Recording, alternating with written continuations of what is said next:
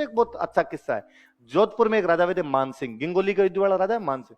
तो मान सिंह के लिए कहते हैं मान सिंह के बेटा हुआ ही नहीं था, 3-4 रानियां थी, बेटा नहीं था। एक दिन मान सिंह बहुत विद्वान आदमी था। एक दिन मान सिंह बैठे, मान सिंह के साथ में 4-5 बंदे और बैठे, यूं हथाइयां कर रहे थे इधर उधर। तो एक उच्चारण कवि थे, तो वो बड़े यूं टेंशन के अंदर बैठे हुए। तो मान सिंह ने पूछा, भाई रे तुम्हारी क्या टेंशन है, किस बात की है? तो सर टेंशन मेरे क्या, पूरे मारवाड़ के टेंशन है। मारवाड़ के पास वारिस नहीं है।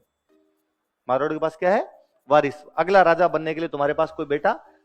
तो मान सिंह जी ने लंबी सांस खींची, भाई रे भगवान के घर की लीला है, होगा बेटा तो हो जाएगा, और नहीं होगा तो नहीं होगा, क्या कर सकते हैं। उस कवि ने कहा कि साहब मैं सलाह दूं एक, यदि आप वैसा करो तो आपके पक्का बेटा हो जाएगा। बताओ। जब मैं पोखरण के पास में कोई एक गांव है, भाटियों का एक कोई गांव है, वहां की कोई एक लड़की है, सुंदर लड़की है, बस बाप के पास पैसे वैसे नहीं है, यदि आप वहां पे जाके शादी कर लो तो पक्का मैं कहता हूं आपके बेटा होगा। दूसरे दिन वहां समाचार भी जो अगला बंदा क्यों ना तैयार हो, मारवाड़ का राजा खुद चला के शादी करना चाहता है। अगले का साहब तैयार हम। उन्होंने शादी करके भेज दी, वहां पे लड़की आ गई। वो भटियाणी रानी है, वो बेहद इंटेलिजेंट समझदार लड़की, बहुत सुंदर लड़की। अपने होता है भाई बहन की जब शादी करते हैं साथ में कोई भाई जाता है, उसका एक भाई था भैरू सिंह। क्या नाम था? तो भैरू सिंह साथ के अंदर आया। भैरू सिंह बापड़ा एकदम गरीब घर का आदमी, बाहर रेगिस्तान में घुमा हुआ, काला कोजा डील का डाकी टाइप का आदमी एकदम। यहाँ मारवाड़ आया तो यहाँ राजा के जो बाकी भाई भाई थे उनके साथ खाना वाना खाने के लिए बैठे। वो बाकी वाले भाई मजे ले, और बाकी वाले भाई उसको पूछे कि भाई रानी सा इतने फूट रहे, तू एकदम ही विपरीत गया रे है, भगवान रूप बांट रहा था तो कहां चला गया था तू ऐसा? और डेली उसको कभी कोई कुछ ही पूछे, कभी कोई कुछ ही टोंट मार के जाए। तो एक दिन उसे राह नहीं गया, उसने खड़े होकर उनको गालियां निकाली सबको। वो राजा वाले भाई थे, तो एक किसी राजा के भाई ने गला पकड़ा, थप्पड़ मारूंगा, ये तो राजा शादी करके आ गया इसलिए साथ बिठाते हैं, वरना तेरे जैसे की औकात नहीं घर में घुसने, भाग यहाँ से। और उसने धमका के उसको मतलब यूं गालियां वालियां निकाल दी। उसको बड़ा बुरा लगा, उसको लगा यार अपने गरीब आदमी इसलिए अपने कोई कुछ ही कर जाएगा। तो अपनी बहन के पास गया, उसने बहन को जाकर ये है अपने भले राजा शादी करके आ गया, बाकी ये तो मुझे बराबर नहीं बिठाते और मुझे ऐसे ऐसे कहते हैं। रानी ने कहा इसका जुगाड़ मैं कर दूंगी, चिंता मत कर। उस दिन जब राजा मान सिंह आए तो रानी रूठी रानी हुई तैयार बैठी थी। राजा ने पूछा भाई क्या बात हुई? तो उसने कहा मेरे भाई के साथ ये बर्ताव करते हैं आपके भाई, क्या तरीका है? और केवल इसलिए कि हमारे पास पैसे नहीं, क्यों ब्याह करके आए थे? आपको करना ही नहीं चाहिए था। तो मान सिंह जी ने कहा तेरे भाई को कदे राजकोष से जितना धन चाहिए उतना ले जाए, तुम्हारी गरीबी सुधार लो भाई, और तो मैं क्या कर सकता हूं। तो उसने अपने भाई को बुलाया, भाई को बुला कहा कि जितना धन चाहिए राजकोष से वो लेके जा, तेरे हीरे मोती सोना चांदी जो चाहिए लेके जा, तेरे पास पर्ची है, अपने पास कोई नहीं रोकेगा। पर इस धन से अपने घर में कुछ भी मत करना, अपने घर में इस धन से लकड़ी भी नहीं लेके आनी है। तो उसने फिर मैं क्या करूंगा इस धन का? तो इस धन को बांट बांट, कवियों में बांट, ब्राह्मणों के अंदर बांट, गरीब कन्याओं की शादी करवा, गौशाला के अंदर दे क्या, ब्राह्मणों को दे क्या, गोचर की जमीन पे दे क्या, बांट इस धन को तू। अब भाई उस भैरू सिंह भाटी ने धन बांटना शुरू किया। वो इधर मारवाड़ से लेके जाए और चलता बांटे। दानवीरता की मिसाल बना था वो आदमी। मतलब उसके लिए कहते हैं कि उसके पास गया हुआ कोई आदमी कभी खाली हाथ वापस है। उसके वैसे किस्से हैं कि एक आदमी एक दिन भैरू सिंह खुद ऊंट पे सवार होकर जा रहा था और उसने देखा कि एक आदमी खेजड़ी पे चढ़ा हुआ उसकी पत्तियां झाड़ रहा है। लूंग होती है, लूंग लूंग झाड़ रहा है। तो उसने पूछा कि यार तेरे पास पशु है ही नहीं, कोई बकरी नहीं, भेड़ नहीं, ऊंट नहीं, तो लूंग किसके लिए झाड़ रहा है? तो उसने कहा मैं भैरू सिंह भाटी के पास जा रहा हूं और भैरू सिंह भाटी के पास जाऊंगा, मैं उसे मांगूंगा, वो मुझे ऊंट देगा, ऊंट लेके आऊंगा। तब आते टाइम तो ऊंट को भूख लगेगी, तो पहले से यहाँ पे इकट्ठा करके जा रहा है। तो उस भैरू सिंह ने वापस पूछा तुझे क्या पता कि भैरू सिंह तुझे जाते ही ऊंट दे देगा? उसने कहा अरे तू नहीं जानता, चल चल तू रवाना हो यहाँ से। भैरू सिंह आज दिन तक जो भैरू सिंह के पास गया उसको भैरू सिंह ने कभी मना नहीं किया। भैरू सिंह खुद ऊंट से नीचे उतरा, उसने कहा मैं भैरू सिंह रख ऊंट, तू इतना ही कॉन्फिडेंस है तो।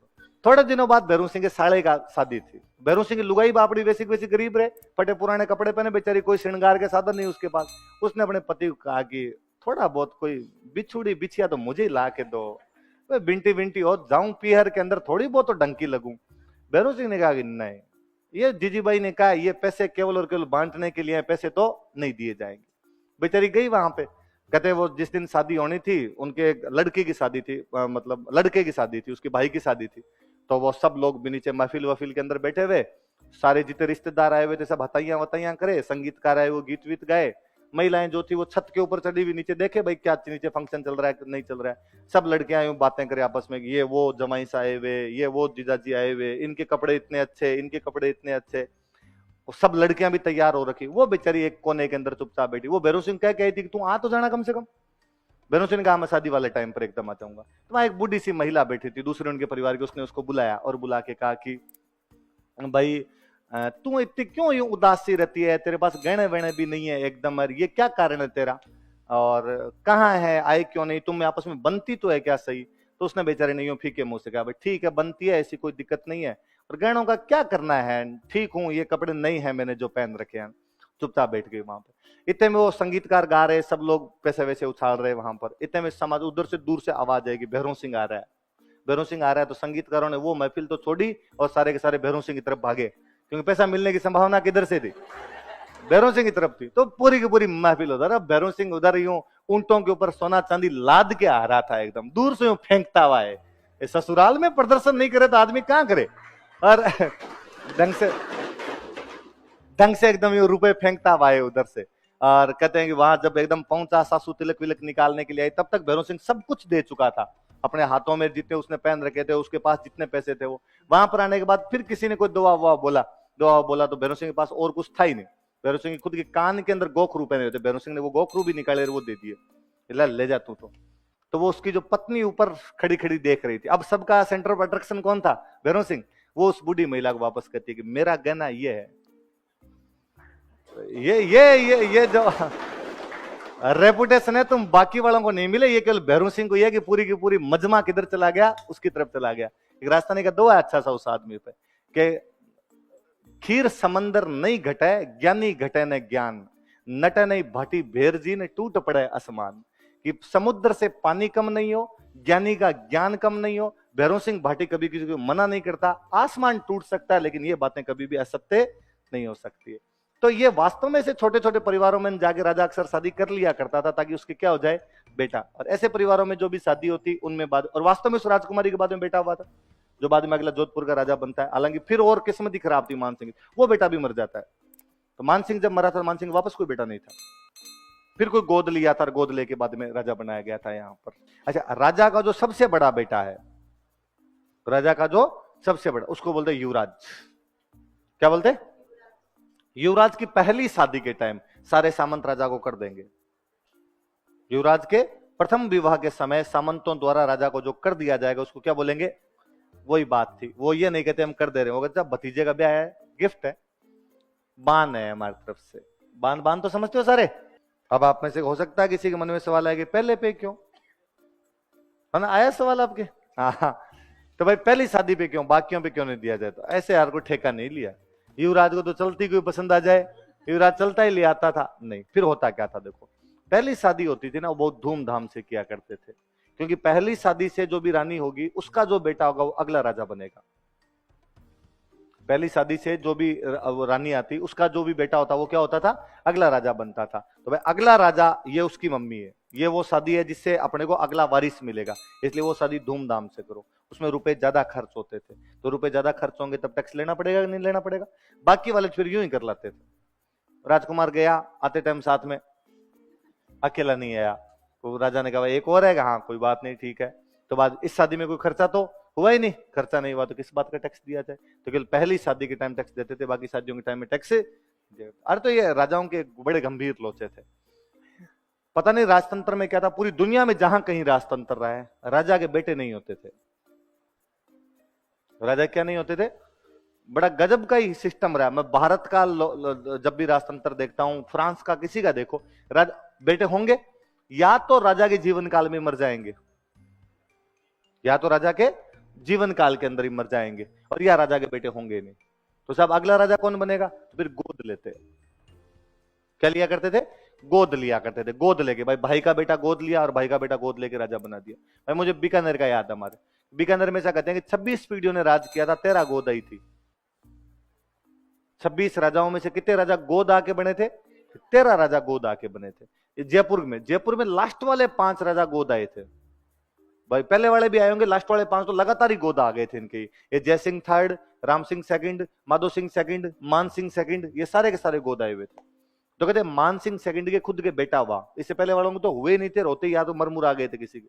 तो मान सिंह सेकंड के जब बेटा भवानी सिंह हुआ था, मान सिंह सेकंड के जब भवानी सिंह हुआ था, तो मान सिंह इतना राजी हुए थे कि रामबाग पैलेस जो होटल है रामबाग, इसमें खूब सारी पार्टी दी थी, उस पार्टी में शैंपेन ही शैंपेन उछाली थी। इतनी शैंपेन उछली थी कि बुलबुले बुलबुले हो गए थे, इसलिए भवानी सिंह का नाम था बबल्स। भवानी सिंह को कहते ही क्या थे, बबल्स, उनका उपनाम पड़ गया था भाई। ये भवानी सिंह जब पैदा हुआ था तब चारों तरफ क्या हो गए थे, बुलबुले बुलबुले कर दिए। ये प्रकृति का न्याय है कि एक भाई बनता है राजा, बाकी भाइयों को तो राजा मानते नहीं, बाकी भाइयों को तो क्या मिलते हैं ठिकाने, थोड़ी थोड़ी जमीन दे देके छोड़ दिया आपने। भाई एक भाई के पास अधिकार ज्यादा और बाकी भाइयों के पास में अधिकार कम, लेकिन प्रकृति न्याय करती। प्रकृति ये वाला जो भाई है इसके बेटा करती ही नहीं, बेटा इस वाले भाई के जिसके पास अधिकार नहीं। अब इस वाला बेटा जाके राजा बनेगा तो अधिकारों का विकेंद्रीकरण हो रहा है। आप दूसरी जगह पे जा रहे हैं, तुम्हारे नहीं होगा साहब, तुमने मजे ले लिए तुम्हारी जिंदगी में जो थे, अब अगली पीढ़ी मजे उन दूसरे वाली लेगी अपने आप।